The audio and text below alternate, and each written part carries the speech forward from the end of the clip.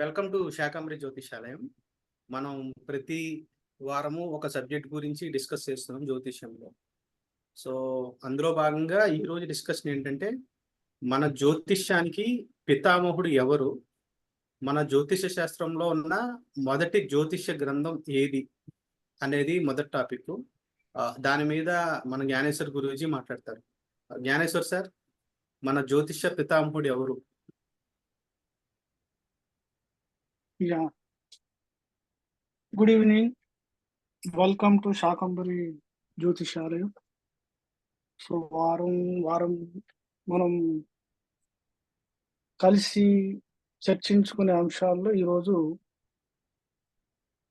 ఒక జ్యోతిషం అనే దానికి ఆద్యుడు అనే దాని గురించి విషయాలు తెలుసుకుందాం. మనం ఇంతకుముందు ఎన్నోసార్లు చెప్పుకున్నాం, జ్యోతిషం అనేది ఆ పరమశివుడి ద్వారా వచ్చిన శాస్త్రం. ఇది ఒక పరంపరలో ఒకరి తర్వాత ఒకరికి సంక్రమించినటువంటి శాస్త్రం. అయితే గ్రంథ రూపేణ ఇచ్చింది మాత్రం ఈ భృగు మహర్షి. మనకున్నటువంటి జ్యోతిశాస్త్రానికి సంబంధించిన అన్ని రకాల గ్రంథాలు తీసుకుంటే అందులో గ్రంథ రూపేణ ఉన్నది ఏంటంటే, మొదటిది భృగు సంహిత. సంహిత అంటే అన్ని రకాల విషయాలని ఒక దగ్గర కూర్చి దాన్ని ఒక గ్రంథంగా చేసే సంహిత అంట. సంహిత కూడా ఇంకొక అర్థం ఏమొస్తుందంటే హిత. హిత అంటే గుడ్. అంటే ఆయన మానవాళి కోసం, మంచి కోసం ఏదైతే ఒక శాస్త్రాన్ని చెప్పాడో దాన్ని సంహిత. సంస్కృత భాషలో రకరకాల ఉపమానాలు, నానార్థాలు ఉంటాయి. అయితే మనం ఈ భృగు మహర్షి యొక్క చరిత్ర తెలుసుకుంటే మనకు కొద్దిగా ఐడియా వస్తుంది ఏమిటి. ఈ భృగు బ్రహ్మ మానస పుత్రుడే.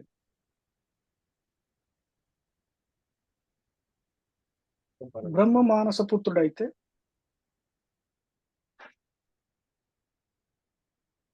తర్వాత ఇతనికి సప్త ఋషుల్లో ఒక స్థానం తర్వాత వస్తుంది. ముందు ఇతను బ్రహ్మ ఒక పర్పస్ కోసం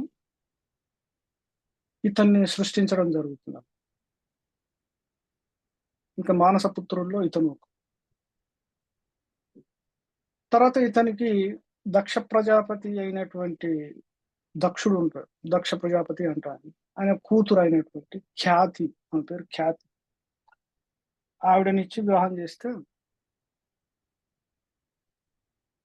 వీళ్ళిద్దరికి సంతానం. ముందు ఎవరంటే ధాత, విధాత అని పుత్రులు. తర్వాత అమ్మవారు అయినటువంటి వీళ్ళకి సంతానంగా లక్ష్మీదేవిగా అవతరిస్తుంది. తర్వాత తెలిసిన స్టోరీ, లక్ష్మిని నారాయణకి పెళ్లి చేస్తారు. సో అలా ఇతను అంటే సాక్షాత్ విష్ణువే ఇతని అల్లుడు అవుతాడు. సో అదొక భృగుకు ఉండేటువంటి స్పెషాలిటీ. తర్వాత మిగతా గ్రంథాల్లో అంటే కొన్ని పురాణాల్లో కూడా ఏం చెప్పారంటే, భృగుకి వీళ్ళు దాకా ఇంకొక ఇద్దరు సంతానం. ఒకరు వచ్చేసి చవనుడు, ఆయన గొప్ప మహర్షి అవుతాడు, చవన మహర్షి. తర్వాత శుక్రుడు. శుక్రుడు కూడా ఒక మహాపండితుడు, శాస్త్రవేత్త. తర్వాత భృగు తర్వాత. సో అలా ఈ భృగు అనేది వీళ్ళతో మొదలైనటువంటి అంటే భృగు వంశంగా మారి, భృగు వంశంలో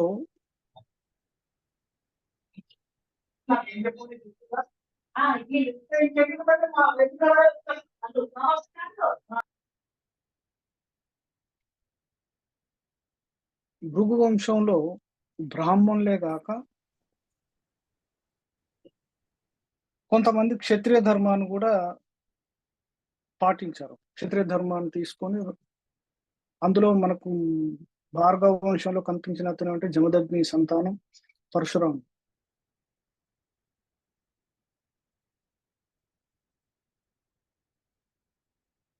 అయితే ఈ భృగు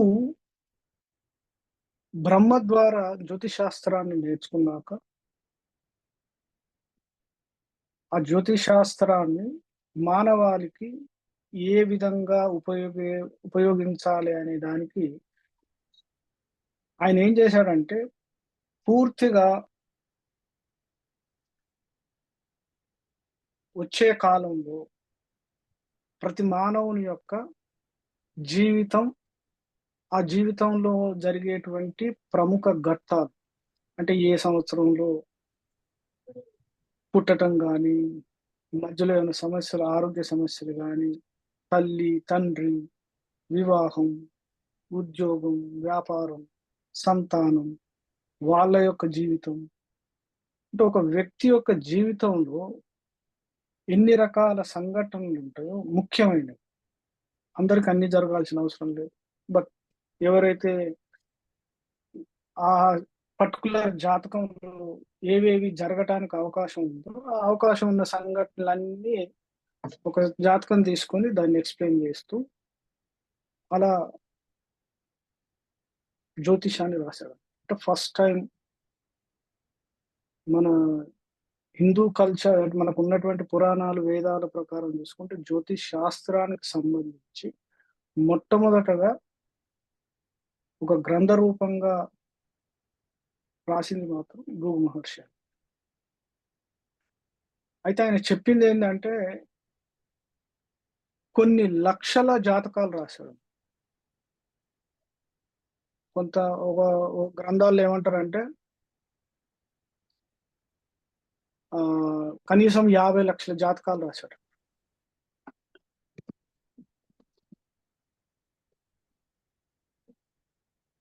యాభై లక్షల జాతకాలు రాస్తే,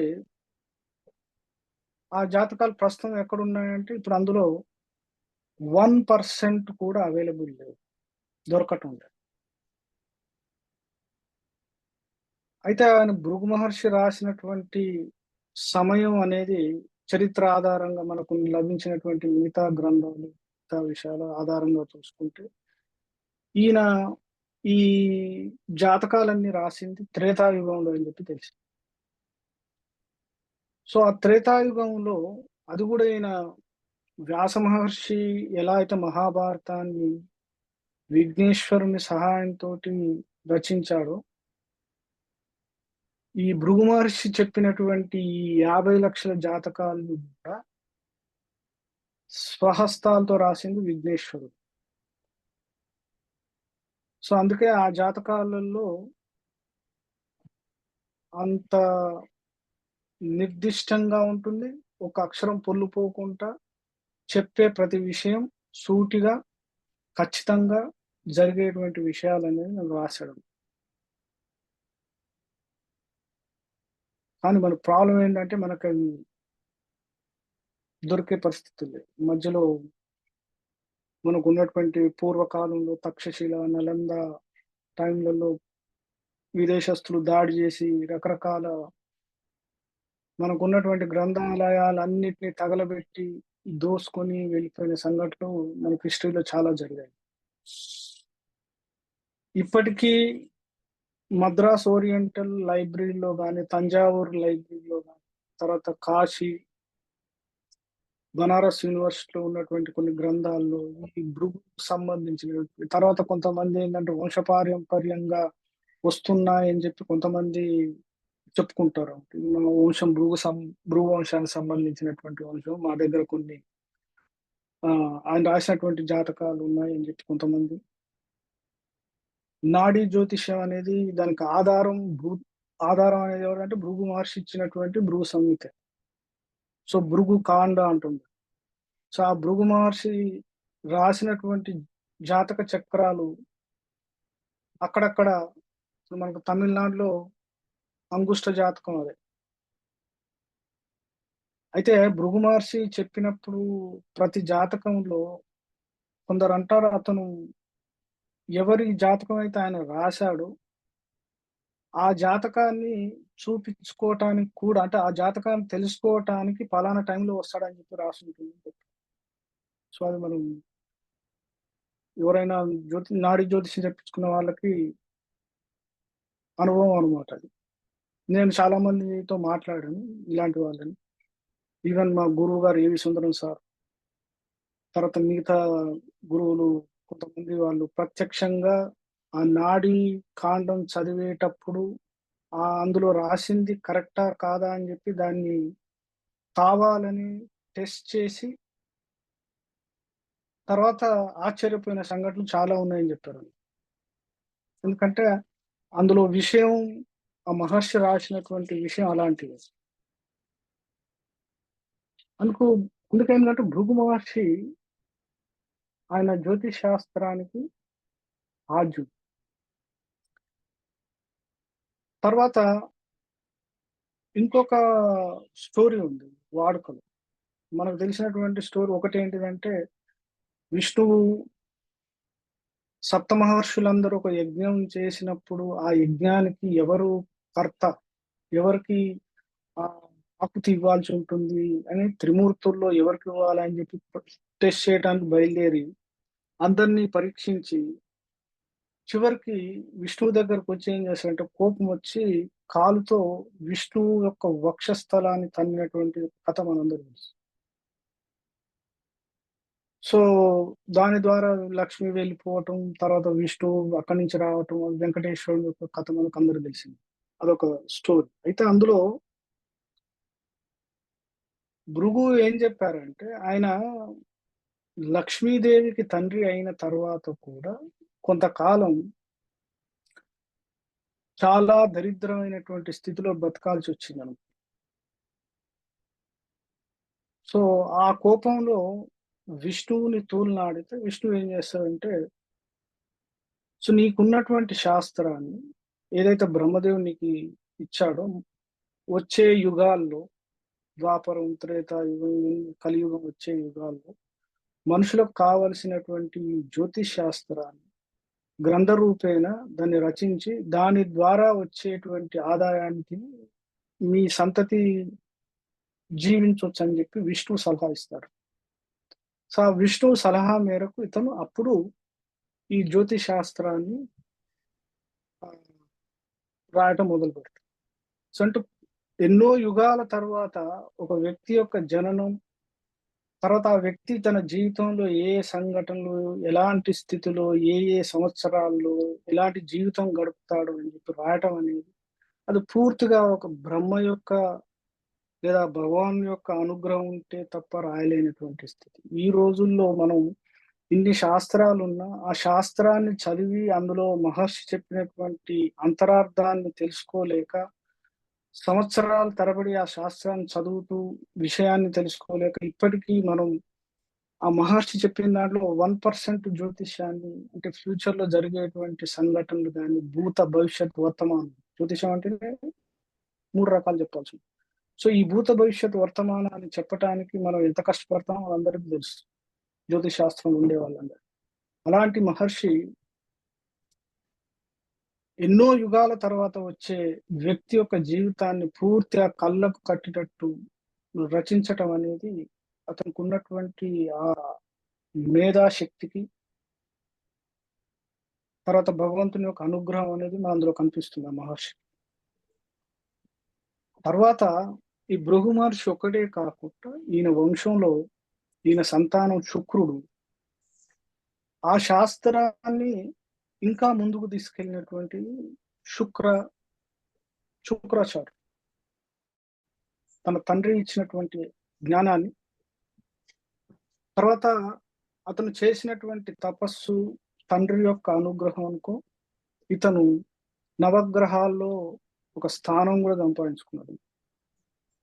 అంటే నవగ్రహాలకి ఆధిపత్యం ఇచ్చాడు. 1 ఇయర్ అయ్యింది.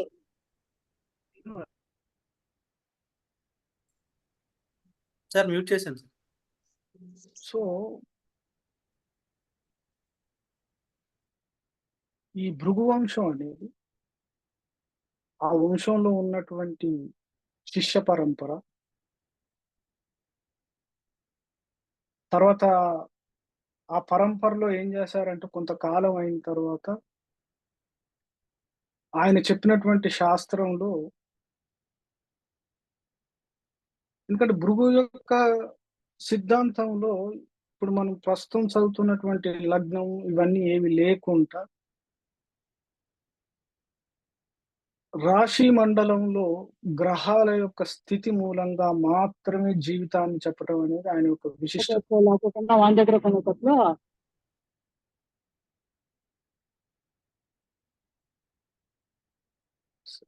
ఎందుకు ఎందుకు జాయిన్ అవుతారు అంతా మర్చిపోతారు.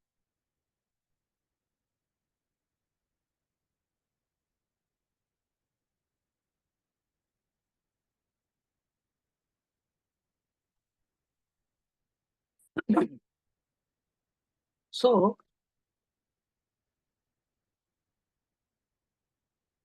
ఈ భృగు మహర్షి ఇచ్చినటువంటి శాస్త్రం ఆధారంగా తర్వాత ఎన్నో రకాల సిద్ధాంతాలు తర్వాత దాని నుంచి అంటే దీన్ని అనుసరించే రకరకాల జ్యోతిష్ శాస్త్రానికి సంబంధించినటువంటి శాస్త్రాలు వచ్చాయి. ఇప్పుడు మనం బైబిల్ లాగా అని చెప్పుకుంటాం. జ్యోతిష్ శాస్త్రం బైబిల్ అని అంటే బృహత్ పరాశరు హోరా శాస్త్రం. ఈ హోరా శాస్త్రంకి ఆధారం ఏంటంటే భృగు మహర్షి ఇచ్చినటువంటి భృగు సిద్ధాంతం. సో దాంట్లోంచి ఇంకా డీటెయిల్ గా అర్థం కావటానికి కలియుగంలో ఉండేటువంటి మానవులకి అర్థం కావటానికి ఈ సిద్ధాంతం అనేది డెవలప్ చేశారని చెప్పి అదొక వాదన. రకరకాల వాదనలు ఉన్నాయి. సో ఏదేమైనా కానీ జ్యోతిష్ శాస్త్రానికి సంబంధించి భృగు మహర్షి అనే అతనే మనకి ఆద్యుడు అనమాట, గ్రంథరూపం. సో భృగు సిద్ధాంతం అనేది సో దాన్ని పూర్తిగా అధ్యయనం చేయటానికి మనకి ప్రస్తుతం లభించటం లేదనమాట. అన్ని రకాల ఆయన రాసిన పూర్తి శాస్త్రానికి సంబంధించినటువంటి. కాకపోతే ఇప్పుడు ఏంటంటే ఆయన ఒక వ్యక్తికి సంబంధించినటువంటి సంఘటనలు తీసుకొని ఆ ఆ జాతక చక్రాన్ని అతను ఏ విధంగా స్టడీ చేశాడు, ఏ విధంగా చెప్తున్నారు, ఏ ఉద్దేశంతో ఈ సంఘటనలు జరుగుతున్నాయని చెప్తున్నారు అనే పద్ధతిలో చాలా మంది చదువుతున్నారు. మా గురువు గారు ఇప్పుడు ఆయన ఋషికేశ్ లో ఉంటారు. మా గురువు గారు కూడా ఆయన ఇంకా అదే పనిలో ఉన్నారు. ఈ భృగు సంహిత ఆయనకు ఎవరో భృగు మహర్షుల వాళ్ళ యొక్క శిష్య పరంపరలో ఉన్నటువంటి కొంతమంది వాళ్ళ ద్వారా లభించినటువంటి జాతక చక్రాలు మా గురుగారి దగ్గర ఒక 50,000 జాతకాలు సంపాదించారు. అవి భృగు జాతకాలు అంట. సో ఆ భృగు జాతకాల్ని వాటిని అధ్యయనం చేసి అందులో ఉన్నటువంటి సూత్రాల్ని ఎలా ఉపయోగించి ముందు ముందు మిగతా వాళ్ళకి జాతక చక్రాల్లో ఎలా చూడొచ్చు అని దాంట్లో ఆయన పనిచేస్తున్నారు. సో చూద్దాం ఫ్యూచర్ లో దానికి సంబంధించినటువంటి ఇంకా ముఖ్య సూత్రాలు బయటికి రావచ్చని. ప్రస్తుతానికైతే భృగు సంహిత, భృగు సూత్రాలు అని మార్కెట్లో రకరకాల పుస్తకాలు ఉన్నాయి. కానీ అవి ఏవి సంపూర్తిగా లేనటువంటివి. అందరూ అనుకుంటారు భృగు సంహిత ఇంతే ఉంది, ఎందుకంటే అది ఆయన చెప్పినటువంటి ఆ లక్షల జాతకాలు కొన్ని లక్షల జాతకాలు అవన్నీ అందుబాటులో లేవు, దొరుకుతాయని ఆశ లేదు. అంటే ప్రస్తుతం కొంతమంది వాటిని పబ్లిక్ చేయడానికి ఇష్టం లేదు, అవి అలానే సీక్రెట్ గానే ఉంటున్నాయి. కాబట్టి మనకు ప్రస్తుతం మార్కెట్లో దొరుకుతున్నటువంటి సిద్ధాంతాల ఆధారంగా ఆ భృగు జ్యోతిషం, భృగునాడి, తర్వాత భృగు మహర్షికి నందికేశ్వరుడు అంటే శివుని వాహనం అయినటువంటి నందికేశ్వరుడు ఆయన కూడా నందికేశ్వరుడు కూడా ఒక జ్యోతిష్ శాస్త్రవేత్త. సో నందికేశ్వరుడు భృగుకి చెప్పినటువంటి నాడీ శాస్త్రం భృగునంది అదొక సిద్ధాంతం ఇప్పుడు ప్రస్తుతం మార్కెట్లో వాడుకలో చాలా మంది నేర్చుకుంటారు భృగునంది నాడి. అంటే భృగు యొక్క పాత్ర అనేది ఎలా ఉందనేది మనకి అర్థం. సో ఆ భృగు మహర్షి యొక్క ఆశీస్సులు మనకు అందాలని ఆ భృగు మహర్షిని వేడుకుంటూ నాకు తెలిసినటువంటి భృగుకి సంబంధించినటువంటి విషయాలు మీతో ఈరోజు చెప్పుకున్నాను. స్వస్తి. Thank you Gyan sir. ఒక్కసారి మీ గురువు గారి పేరు ఒకసారి చెప్పండి సార్ మన ప్రేక్షకుల కోసం. చెప్తాను, ప్రస్తుతం చెప్తాను లేదు. Okay sir, thank you sir. Sudhakar sir.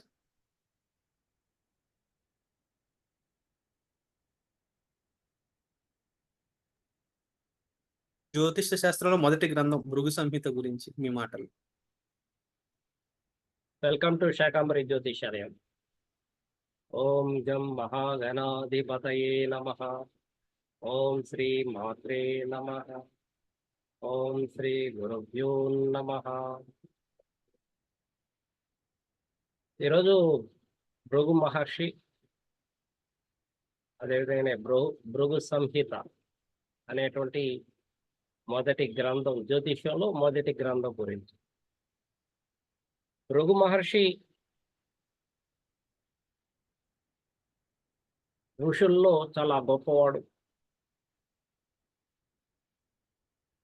Bhrigu మహర్షి కుమారుడే శుక్రాచార్యుడు. భృగు మహర్షి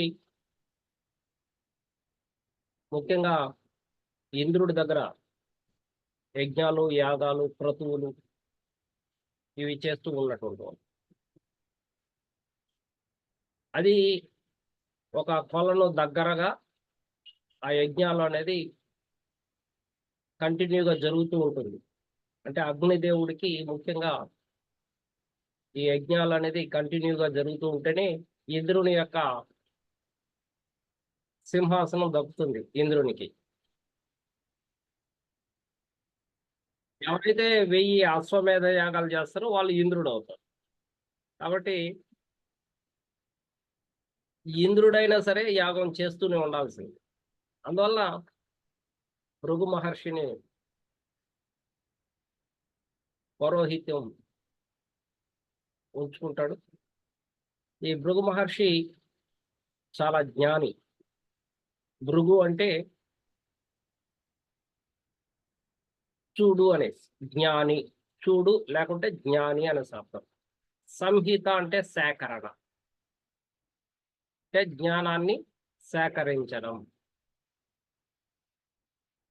జ్ఞానాన్ని చూడడం అనేటువంటి అర్థం వస్తుంది భృగు మహర్షి.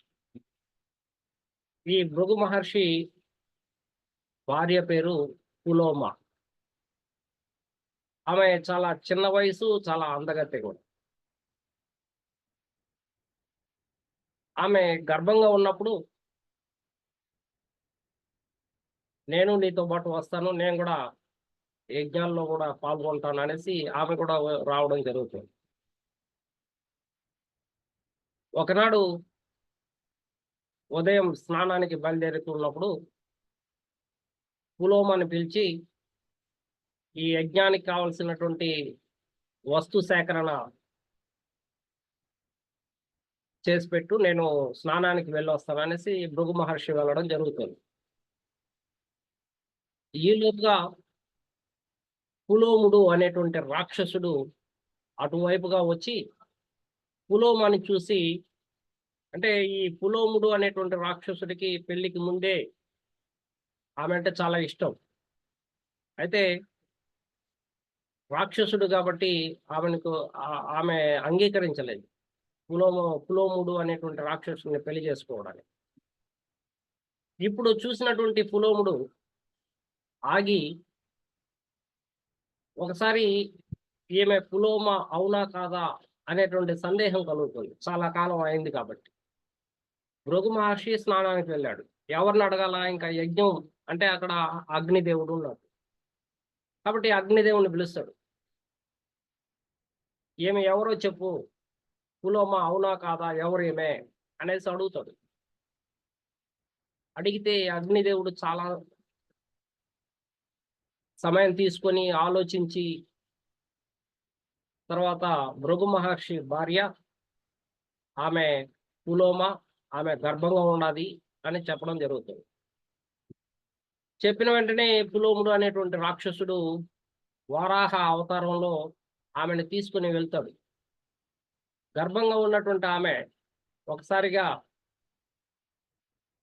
మగబిడ్డని జన్మిస్తుంది దారిలోనే. ఆ మగబిడ్డ పుట్టిన తర్వాత ఆ సమయంలో చూసిన ఆ శిశువు చూసినటువంటి చూపులకి అతను భస్మం అయిపోతాడు, పులోముడు అనేటువంటి రాక్షసుడు. అంటే ఆ బిడ్డ చవనుడు. ఆ బిడ్డను తీసుకుని మరలా భృగు మహర్షి దగ్గరికి వచ్చి జరిగినదంతా విషయం చెప్తే, నీ గురించి చెప్పింది ఎవరు అనేసి అడుగుతాడు భృగు మహర్షి. అడిగితే ఏ విధంగా అగ్నిదేవుడు చెప్పాడు అంటే, అగ్నిదేవుణ్ణి శపించడం జరుగుతుంది. నీవు నిర్వీర్యం అయిపోగాక అనేసి. సో అగ్ని అనేటువంటిది ప్రపంచానికే ఒక వెలుగు, ఒక ప్రాణవాయువు. మన ప్రాణాలతో ఉంటున్నాము, ఆరోగ్యంగా ఉంటున్నాము అంటే సూర్యుని యొక్క శక్తి సామర్థ్యాలే మనం అందరం కూడా తీసుకుంటున్నాం. అట్లే గ్రహాలు కూడా, నక్షత్రాలు అన్నీ కూడా సూర్యరశ్మితోనే బ్రతుకుతున్నాయి, చెట్లు కానీ ఇళ్ళు కానీ. మరి అటువంటి సూర్యుడిని శపించడం అనేది ఆ తర్వాత జనులు బ్రతికి ఉండడం అనేది చాలా కష్టం. అందువలన దేవతలందరూ వచ్చి వేడుకుంటారు భృగు మహర్షిని, నీ యొక్క శాపాన్ని వెనక్కి తీసుకో అంటే అది కుదరదు అని చెప్తాడు. అయితే ఇక్కడ దేవతలు అడిగినటువంటి ప్రశ్న ఏంటంటే, ఆయన నిజమే చెప్పాడు కదా, అబద్ధం చెప్పలేదు కదా. అంటే భృగు మహర్షి భార్య పులోమ అని చెప్పడం తప్పు కాదు కదా, నిజం చెప్పాడు కదా అనేసి అన్నప్పుడు, నేను అగ్నిదేవుడి కోసము నేను పూజ చేస్తుంటే నా కోసం ఒక చిన్న అబద్ధం ఎందుకు చెప్పకూడదు, నా భార్యని ఎందుకు రక్షించకూడదు అనేసి. సో నీ కోసం నేను చేసినప్పుడు నా కోసం మీరు చేసి ఉండాలి కదా అన్నప్పుడు ఆ వాగ్వివాదంలో అతన్ని మరలా ప్రజల కోసము దేవతలు అడిగినటువంటి ఆ ప్రశ్నకి మళ్ళా వెనక్కి తగ్గి చెడుని కాల్చివేయుగాక అనేసి వెనక్కి తీసుకోవడం జరుగుతుంది. అందుకనే మనము పనికిరానంతా కూడా మనం ఒకసారిగా కాల్ చేస్తూ ఉంటాం, భోగి మంటలు వేయడం కానీ, లేదా ఇంట్లో అన్నిటినీ క్లీన్ చేసినప్పుడు పనికిరానిదంతా తీసుకొచ్చి బయట తీసుకొచ్చి కాల్చి వేయడం కానీ ఇలా చేస్తూ ఉంటాం. భృగు మహర్షి గొప్ప జ్ఞాని, కోపిష్టి కూడా, చాలా కోపిష్టి కూడా. కాబట్టి అగ్నిదేవుడి యొక్క సత్యానికి మెచ్చుకొని కొంత ఉపశమనం అనేది తీసుకోవడం జరిగింది, ఆ శాపం యొక్క ఉపశమనం. కాబట్టి సత్యదేవుడు అంటాం మనం, సూర్యుని ఏమంటాం అంటే సత్యదేవుడు, సత్యాన్నే పలుకుతాడు, ఎంత కష్టం వచ్చినా సత్యాన్ని పలుకుతాడు. అందువలన భృగు మహర్షి కొంత శాపం నుండి కొంత తొలగించడం జరిగింది. భృగు మహర్షి త్రిమూర్తుల్ని పరీక్షిస్తాడు, ఎవరు గొప్పవాళ్ళు, ఆ ముగ్గురులో ఎవరు గొప్పవాళ్ళు అని నిర్ణయించడానికి అందరూ దేవతలందరూ కూడా భృగు మహర్షిని ముందుకు తోయడం జరుగుతుంది. మీ వల్లనే అవుతుంది, ఇంకెవరి వల్ల కాదు ఎన్నుకుంటారు. ఆ విధంగా భృగు మహర్షిని అంతటి గొప్పవాడు అన్నమాట. ఆయన వెళ్ళి ముగ్గురిని కూడా పరీక్షించడం జరుగుతుంది, ఎవరు గొప్పవాళ్ళు. వాళ్ళ యొక్క సహనాన్ని పరీక్షించి చివరిగా విష్ణుమూర్తిని ఈయనకన్నా గొప్ప సహనమూర్తి విష్ణుమూర్తి తప్ప ఇంకెవరు లేదు ఈ ప్రపంచానికి అని చాటి చెప్పడం జరుగుతుంది. ఆ ముగ్గురులో గొప్పవాడు ఎవరు అంటే, అంతటి గొప్ప ఋషి మనకు భృగు సంహిత అనేటువంటి జ్యోతిష గ్రంథాన్ని అందించినటువంటి ఒక గొప్ప ఋషి. పంజాబ్, రాజస్థాన్ ప్రాంతాల్లో, ఈ హర్యానా ఈ రాష్ట్రాల్లో భృగు సంహితకు సంబంధించినటువంటి తాళపత్ర గ్రంథాలు దొరికాయని కూడా చెప్తూ ఉంటారు. పంజాబ్లో వెళ్తే అక్కడ ఒక గ్రామంలో కూడా ఉండొచ్చును అనేది ఇప్పటికీ అందులో నాడీ గ్రంథం కూడా ఇదే అన్నమాట. అంటే మీ పేరు, తల్లిదండ్రుల పేర్లు, తాతల పేర్లు, బొటనవేలు గుర్తు ఇస్తే మీ యొక్క చరిత్ర అంతా కూడా చెప్పడం జరుగుతుంది. అటువంటి భృగు సంహిత గతము, వర్తమానం, భవిష్యత్తు గురించి పూర్తిగా ఈ భృగు సంహిత గురించి ఋగ్వేదంలో తెలియజేయడం జరిగింది. ఋగ్వేదంలో ఉంది, వేదాల్లో ఈ విషయాన్ని ప్రస్తావించడం జరిగింది. పంజాబ్లో దీన్ని డీకోడ్ చేశారని కూడా అంటుంటారు. అటువంటి భృగు సంహిత మన యొక్క జాతక చక్రాన్ని, దాని యొక్క విశ్లేషణను పూర్తిగా అందించడం జరిగింది. 12 రాసులు, 7 గ్రహాలుగాను, 9 గ్రహాలుగాను, 27 నక్షత్రాలుగాను అందించినటువంటి భృగు సంహిత నాడీ గ్రంథంగా మనకు ఇప్పటికే అందుబాటులో ఉంది అనేటువంటిది తెలియజేస్తుంది. Thank you Peddaraj sir. Over to Peddaraj sir. Thank you Sudhakar sir. ఈ వీడియో ఇక్కడికి ఆపుదామా? సెకండ్ టాపిక్ ఇంకో వీడియో తీసుకుందాము.